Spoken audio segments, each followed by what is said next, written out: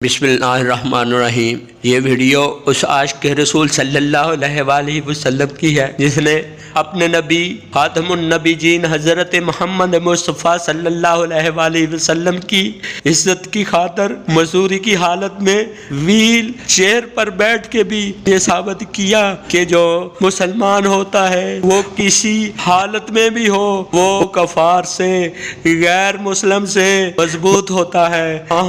اس بزرگ عاشق رسول حضرت مولانا خادم حسین رضوی رحمت اللہ علیہ نے ثابت کیا جو نبی کے ہو جاتے ہیں اس کا پورا جہان ہو جاتا ہے، اس کا پورا جہان ہو جاتا ہے۔ یہ نماز جنازہ اس عاشق رسول حضرت علامہ مولانا خادم حسین رضوی کا ہے جس نے نبی پاک صلی اللہ علیہ وآلہ وسلم کی نموز کی خاطر اپنا مال، اپنے جان، اپنے جوان اولاد کی پرواہ نہیں کی۔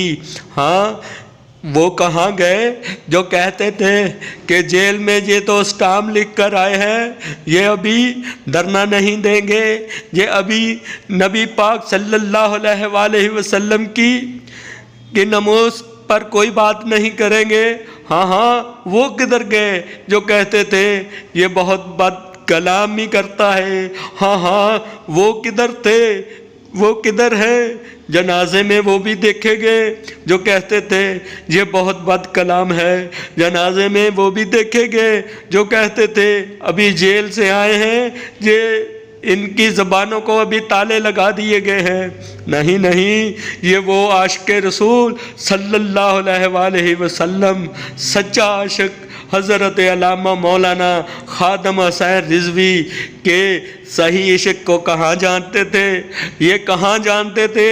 کہ یہ سچا عاشق نبی ہے، یہ کسی صورت بھی نموز سے رسالت صلی اللہ علیہ وآلہ وسلم کی پہرے داری سے پیچھے نہیں ہٹے گا۔ یہ نبی کی عزت کے لیے اپنا مال تو لٹا دے گا، اپنی اولاد کی پرواہ نہیں کرے گا، کسی چیز کی پرواہ کیے بغیر اس کی پورے پہرے داری کرے گا، اس کی ہر محاذ پر جنگ لڑے گا۔ ابھی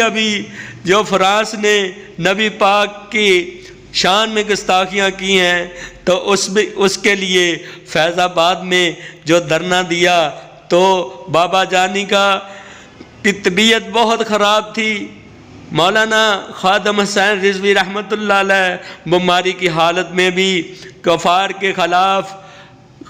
کے خلاف دیے گئے دھرنے میں موجود رہے اور حکومت وقت سے اپیل کی کہ اپنے سفیر کو